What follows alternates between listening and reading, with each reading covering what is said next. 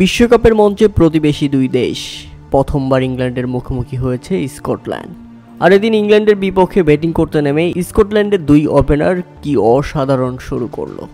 George মনসি এবং Michael Jones দুই batter মিলে 10 ওভারেই তুললেন 90 রান। স্কটল্যান্ডের কোনো উইকেটই নিতে পারেনি ইংল্যান্ড বোলাররা, একেবারে খেই হারিয়ে ফেলেছে তারা।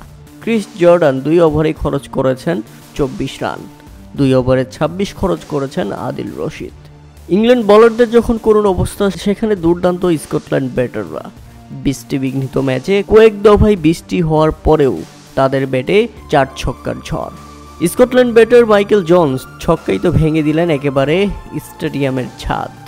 ঘটনায় স্কটল্যান্ড ইনিংসের 6ষ্ঠ ওভারে ক্রিস জর্ডানের করা সেই ডেলিভারিটি সজোরে ব্যাট চালিয়ে দেন মাইকেল জোন্স, যে বলটি একেবারে গিয়ে পড়ে স্টেডিয়ামের ছাদে।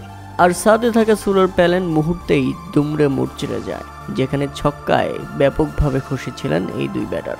তাই তো নির্ধারিত 10 ওভারে খেলা করালে স্কটল্যান্ডের সংগ্রহ 90 রান।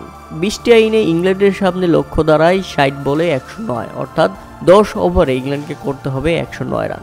কিন্তু শেষ পর্যন্ত আরও একবার বৃষ্টি চলে আসলে মাঠে আর খেলা করায়নি, বরং ম্যাচটি পরিত্যক্ত হয়ে যায়।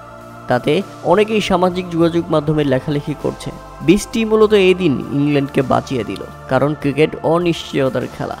বিশ্বকাপ শুরুর পর থেকেই অঘটনের শব্দটা সবার মধ্যেই ঘুরে বেড়াচ্ছে। অনেক কিংবদন্তিরাই বলছেন ছোট ছোট দল এবার যে কোনো বড় দলকে হারিয়ে দেওয়ার সামর্থ্য রাখে।